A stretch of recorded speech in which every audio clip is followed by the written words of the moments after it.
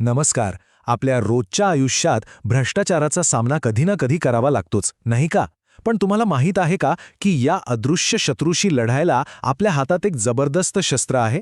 हो, आज आपण बोलणार आहोत लोकपाल आणि लोकायुक्त कायदा 2013 बद्दल. तर सुरुवात करूया त्या समस्येपासून, एका अशा अदृश्य शत्रूपासून ज्याने आपल्या संपूर्ण व्यवस्थेला पोखरून काढलंय. आणि याचे परिणाम आपल्याला प्रत्येक सरकारी कामात प्रत्येक ठिकाणी जाणवत राहतात. हे वाक्य तर आपल्या कितीतरी परिचयाचं आहे, नाही का? सरकारी कार्यालयात गेलं की हे हमखास ऐकायला मिळतं. किती त्रासदायक आहे हे. आपलंच हक्काचं काम करून घ्यायचं आणि त्यासाठी पण पैसे द्यायचे. आणि भ्रष्टाचार म्हणजे फक्त पैशांची देवाणघेवाण नाही. नाही, हा तर असा राक्षस आहे ज्याला अनेक चेहरे आहेत. कोणी फाईल पुढे सरकवायला पैसे मागतं, कोणी बनावट बिले बनवून सरकारी तिजोरी लुटतं, तर कोणी चक्क सरकारी मालमत्ताच विकून टाकतं. सरकारी कार्यालयांपासून ते मोठमोठ्या प्रकल्पांपर्यंत सगळीकडे ह्याचा वावर आहे. मग अशा वेळी प्रश्न पडतो की या राक्षसाशी लढणार कोण? जेव्हा रक्षकच भक्षक बनतात तेव्हा सामान्य माणसाने न्यायासाठी कोणाकडे जायचं? खूप मोठा आणि महत्त्वाचा प्रश्न आहे हा.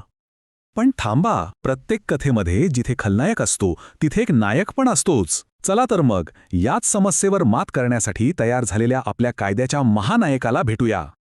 तर 2013 साली कायद्याच्या रूपात एक नवीन शक्तिशाली शस्त्र तयार झालं. या कायद्याने दोन मोठे पहारेकरी नेमले, केंद्रासाठी लोकपाल आणि राज्यांसाठी लोकायुक्त. आणि यांचं एकच काम आहे, मोठमोठ्या पदांवर बसलेल्या लोकांना त्यांच्या भ्रष्टाचारासाठी जबाबदार धरणं. पण एक गोष्ट लक्षात घ्या, हा नायक किंवा हे शस्त्र काही एका रात्रीत तयार झालेलं नाहीये. या टाईमलाईनकडे बघा. तब्बल 50 वर्षांचा, हो 50 वर्षांचा संघर्ष यामागे. 1963 साली पहिली सूचना आली आणि कायदा व्हायला 2014 साल उजाडलं. ठीक आहे, तर मग हा नायक किती शक्तिशाली आहे, म्हणजे कोणाकोणावर कारवाई करू शकतो? चला, आधी आपण केंद्राच्या पातळीवर लोकपालचे अधिकार काय आहेत ते बघूया. लोकपालच्या नजरेतून कोणीही सुटत नाही, अगदी देशाचे पंतप्रधान, अर्थात काही अपवादांसह. केंद्रीय मंत्री, खासदार आणि एवढंच नाही तर क्लास 1 पासून ते क्लास 4 पर्यंतचे सगळे सरकारी अधिकारी, कर्मचारी, इतकंच काय तर परदेशातून देणग्या घेणाऱ्या संस्थांचे अधिकारी सुद्धा याच्या कक्षेत येतात.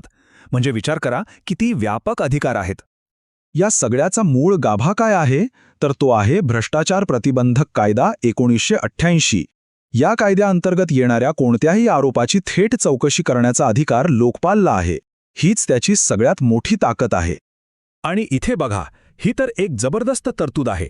समजा चौकशी सुरू आहे आणि असं वाटलं की एखादी मालमत्ता भ्रष्टाचाराच्या पैशातून घेतली आहे, तर लोकपाल ती मालमत्ता तात्पुरती जप्त करू शकतो.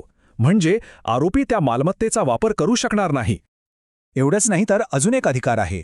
जर चौकशी चालू असताना एखादा अधिकारी पुरावे नष्ट करेल किंवा साक्षीदारांवर दबाव आणेल अशी भीती असेल, तर लोकपाल थेट त्या अधिकाऱ्याच्या बदलीची किंवा निलंबनाची शिफारस करू शकतो. म्हणजे चौकशी एकदम निष्पक्षपातीपणे होऊ शकते. चला आता सगळ्यात महत्त्वाच्या भागाकडे येऊया.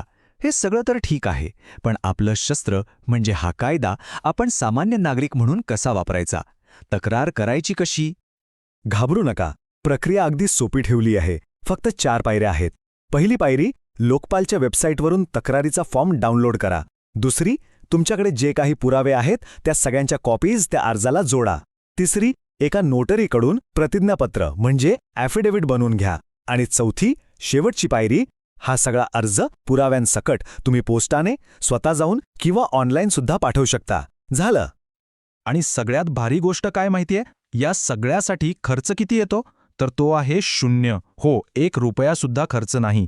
तक्रार दाखल करण्यासाठी कोणतीही फी नाही. फक्त एक गोष्ट लक्षात ठेवायची आहे, जो काही गुन्हा किंवा भ्रष्टाचार झाला आहे त्याच्या 7 वर्षांच्या आत तुम्हाला तक्रार दाखल करावी लागेल.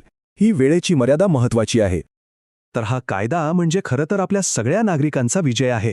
आता आपल्या हातात एक ताकद आली आहे आणि याचा योग्य वापर करून आपण सगळे मिळून एक चांगली, पारदर्शक आणि न्यायपूर्ण व्यवस्था नक्कीच बनवू शकतो. पण एक गोष्ट नेहमी लक्षात ठेवा, जिथे मोठी शक्ती असते तिथे मोठी जबाबदारी पण येते. हे शस्त्र न्यायासाठी आहे, कुणावर वैयक्तिक सूड उगवण्यासाठी नाही.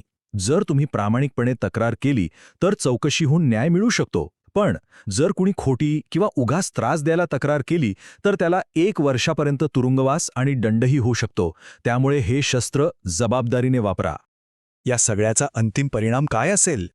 तर एक अशी व्यवस्था जिथे प्रत्येक सरकारी काम वेळेवर आणि प्रामाणिकपणे होईल, जिथे लोकसेवक खऱ्या अर्थाने जनतेची सेवा करतील आणि आपल्याला सामान्य नागरिकांना आत्मविश्वास आणि सन्मान वाटेल. शेवटी एकच सांगायचं आहे, भ्रष्टाचार हा गुन्हा आहे. तो सहन करू नका, त्याची तक्रार करा. कारण बदल घडवण्याची खरी ताकद आता आपल्यासारख्या सामान्य नागरिकांच्या हातात आहे, जे या अन्यायाविरुद्ध उभे राहायला आणि कृती करायला तयार आहेत. या सुंदर आत्मिक प्रवासात माझ्यासोबत केल्याबद्दल तुमचे खूप खूप धन्यवाद. आणि हे ज्ञान आपल्यापर्यंत पोहोचवणाऱ्या ग्रीन रुद्राक्ष चॅरिटेबल ट्रस्टचे पुन्हा एकदा मनपूर्वक आभार. तुमचा दिवस शुभ असो.